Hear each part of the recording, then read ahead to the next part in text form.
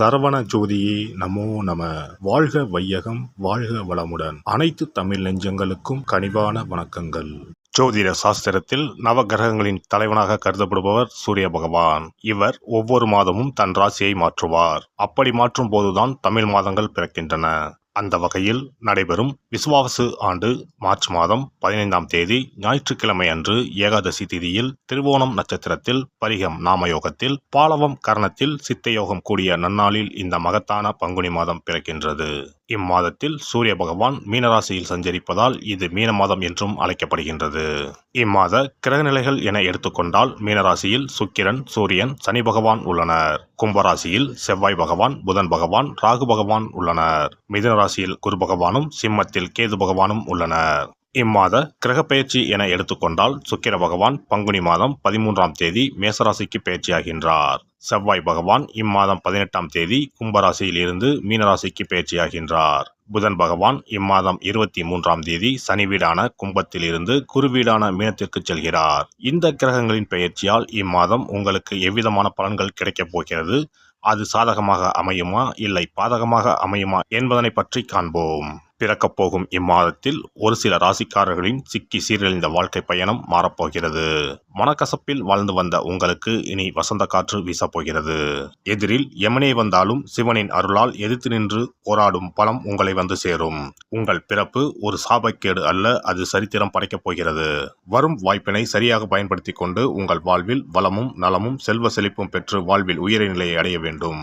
மேசராசி அன்பர்களே, இந்த மாதம் எல்லா காரியங்களும் அனுகூலமாகும்.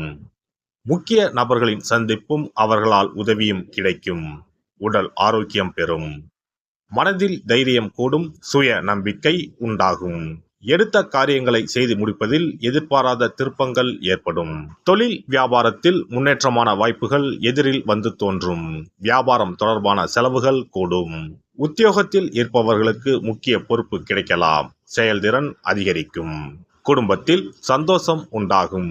பிரிந்து சென்ற குடும்ப உறுப்பினர் மீண்டும் வந்து சேரலாம். கணவன் மனைவிக்கு இடையே இருந்த மனஸ்தாபங்கள் நீங்கும். பிள்ளைகள் கல்வி பற்றிய சிந்தனைகள் அதிகரிக்கும். உறவினர்கள் மத்தியில் மரியாதை கூடும். பெண்களுக்கு எதிர்பாராத சந்திப்புகள் உண்டாகும். திடீர் செலவு உண்டாகலாம், கவனம் தேவை. முக்கிய பொறுப்புகள் கிடைக்கக்கூடும். மாணவர்களுக்கு கல்வியில் திருப்தியான நிலை காணப்படும். தன்னம்பிக்கை அதிகரிக்கும். நட்சத்திர பலன்கள். அஸ்வினி நட்சத்திரம். இந்த மாதம் உறவினர்கள் வகையில் தவிர்க்க முடியாத சுப செலவுகளை சுமக்க நேரும். முக்கியமான பயணமும் முக்கிய பிரமுகர்களின் சந்திப்பும் உண்டாகும். அது உங்கள் எதிர்காலத்திற்கு நல்ல அஸ்திவாரமாக இருக்கும். சிலர் கூட்டு முயற்சிகளில் லாபம் தேடலாம். சிலர் குடும்பத்தினரோடு கூட்டு சேர்ந்து தொழில் செய்து லாபம் பார்க்கலாம். பரணி நட்சத்திரம். இந்த மாதம் ஆரோக்கியம் நன்றாக இருக்கும்.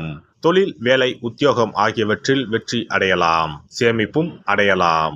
உங்கள் உழைப்பும் நம்பிக்கையும் உங்களுக்கு முழுமையான பலனையும் திருப்தியையும் தரும். எதிர்ப்பும் இடையூறும் ஒருபுறம் இருந்தாலும் உங்களின் தன்னம்பிக்கையாலும் தைரியத்தாலும் அவற்றை போராடி எதிர்த்து நின்று வெற்றி கொள்வீர்கள். கார்த்திகை நட்சத்திரம். இந்த மாதம் கடமைகளை காப்பாற்றுவீர்கள். பொருளாதாரத்தில் பிரச்சனை இருக்காது என்றாலும் வைத்திய செலவும் அல்லது வீண் விரய செலவும் தவிர்க்க முடியாததாக இருக்கும். அதனால் சில சமயம் விரக்தி ஏற்படலாம். மனதில் ஆறுதலும் நம்பிக்கையும் உண்டாகும்.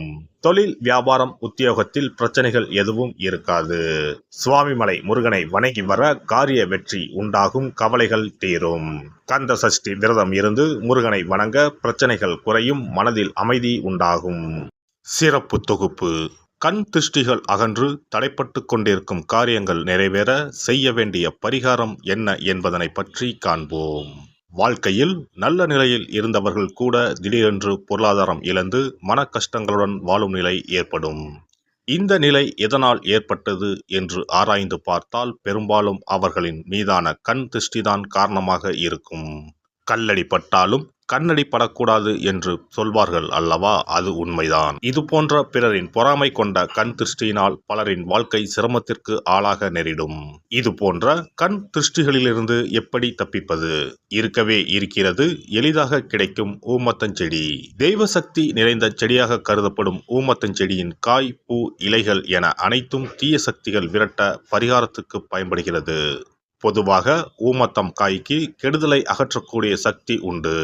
நம் வீட்டில் உள்ள எதிர்மறை சக்தியை அகற்றுவதற்கு ஊமத்தங்காய் தீபம் சிறந்த பரிகாரமாகிறது. தெய்வீக மகத்துவம் நிறைந்த ஊமத்தங்காய் மற்றும் பூவையும் எடுத்துக்கொள்ளுங்கள். வீட்டுக்கு அருகில் இல்லை என்றால் நாட்டு மருந்து கடைகளில் கிடைக்கும். இந்த 2 பொருட்களையும் மஞ்சள் தண்ணீரை கொண்டு நன்றாக கழுவி விடுங்கள். சிறிது நேரம் அவற்றிலுள்ள ஈரம் போக ஆறவிட்டு பிறகு அவற்றை ஒரு மஞ்சள் துணியில் குலதெய்வத்தை வேண்டி ₹1 நாணயத்தோடு சேர்த்து முடிந்து வீட்டின் நிலைப்படியில் கட்டி தொங்க விடுங்கள். இந்த முடிச்சை வெள்ளிக்கிழமை அல்லது ஞாயிற்றுக்கிழமைகளில் தயார் செய்து வாசல் படியில் கட்டுவது சிறப்பு.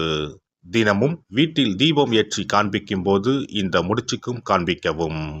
இதேபோல் ஊமத்தம் இலைகள் கிடைத்தால் அந்த இலைகளை சுத்தமான மஞ்சள் தண்ணீரில் கழுவிவிட்டு அவற்றை கொண்டு வீட்டில் இருக்கும் விநாயகருக்கு திங்கள் கிழமைகளில் தொடர்ந்து அர்ச்சனை செய்து வர வேண்டும். ஊமத்தம் பூவையும் விநாயகருக்கு சூட்டலாம். 3 வாரங்கள் தொடர்ந்து திங்கள் கிழமைகளில் விநாயகருக்கு ஊமத்தை இலையால் அர்ச்சனை செய்து ஊமத்தம் பூவை சூட்டி வழிபட்டால் வீட்டில் உள்ள கெட்ட சக்தி நடமாட்டம் மற்றும் கண் திருஷ்டிகள் தீரும். ஊமத்தம் செடியும் சிவபெருமானுக்கு உகந்த இலை ஆகும். இந்த ஊமத்தங்காய் வைத்து சிவபெருமானுக்கு தீபம் ஏற்றி வழிபடுவதன் மூலம் நமது பிரச்சனைகளில் இருந்து எளிதாக விடுபட முடியும். முதலில் 2 ஊமத்தங்காய்களை எடுத்துக்கொள்ள வேண்டும். அவற்றின் மீது முட்கள் இருப்பதால் மிகவும் கவனமாக கையாள வேண்டும். ஊமத்தங்காயின் காம்பு பகுதிகளை வெட்டி கொண்டு கத்தியை பயன்படுத்தி ஊமத்தங்காயின் உள்ளே இருக்கும் விதை பகுதியை முழுவதுமாக நீக்கிவிட வேண்டும். பின்னர் 2 அகல் விளக்குகள் மற்றும் விளக்கு வைப்பதற்கான 2 தட்டுகளை எடுத்து சுத்தம் செய்து அவற்றிற்கு மஞ்சள் குங்குமம் போட்டு வைத்துக் கொள்ள வேண்டும். பின்னர் 2 தட்டின் மீதும் ஒவ்வொரு அகல் விளக்கை வைத்துக் கொள்ள வேண்டும். அதன் பிறகு எப்போதும் பூஜை செய்வதற்கு வைப்பது போன்ற வெத்தலைப்பாக்கு, பழம் போன்றவற்றை வைத்துவிட்டு 2 விளக்குகளையும் ஏற்றி சிவபெருமானை மனதார வேண்டிக் கொள்ள வேண்டும். எனக்கு இருக்கும் பிரச்சனைகள் அனைத்தும் தீர்ந்து இன்பமான வாழ்க்கை கிடைக்க வேண்டும் என வேண்டிக் கொள்ள வேண்டும். இந்த பூஜையை வெள்ளிக்கிழமை அன்று தொடங்கினால் தொடர்ந்து 9 வெள்ளிக்கிழமைகள் செய்ய வேண்டும். ஊமத்தங்காயின் மீது எவ்வாறு முட்கள் இருக்கிறதோ அதுபோல நமது வாழ்க்கையில் இருக்கும் முட்கள் போன்ற பிரச்சனைகளை அவை தீர்த்து வைக்கின்றன. இந்த பூஜையை நாம் தொடர்ந்து செய்து வருவதால் நம் மீது இருக்கும் கண் திருஷ்டிகள் அகன்றுவிடும். தீராத துயரங்கள் தீர்ந்துவிடும். பணம், நகை நம்மிடம் பெருகி வரும். சிலருக்கு கையில் சுத்தமாக பணம் இருக்காது. வறுமை தாண்டவமாடும். கடன் தொல்லையால் கஷ்டப்படுவார்கள். பண பிரச்சனையில் சிக்கி கொண்டிருப்பவர்கள் இந்த தீபத்தை ஏற்றினால் 3 வாரங்களில் நல்ல பலனை பெற முடியும். தொழிலில் நல்ல முன்னேற்றம் இருக்கும். கடன் பிரச்சனைகள் தீரும்.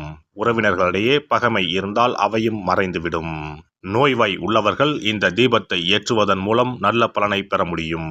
பொதுவாகவே எந்த பரிகாரம் என்றாலும் அதை முழு நம்பிக்கையுடன் செய்தால் மட்டுமே முழு பலன் கிடைக்கும் என்பதை நினைவில் கொள்ளுங்கள். எல்லாம் வல்ல இறையருளால் நீங்களும் உங்கள் அன்பு குடும்பமும் உடல் நலம், நீலாயுள், நிறை செல்வம், உயர் புகழ், மெய்ஞானம் ஓங்கி வாழ்க வளமுடன்.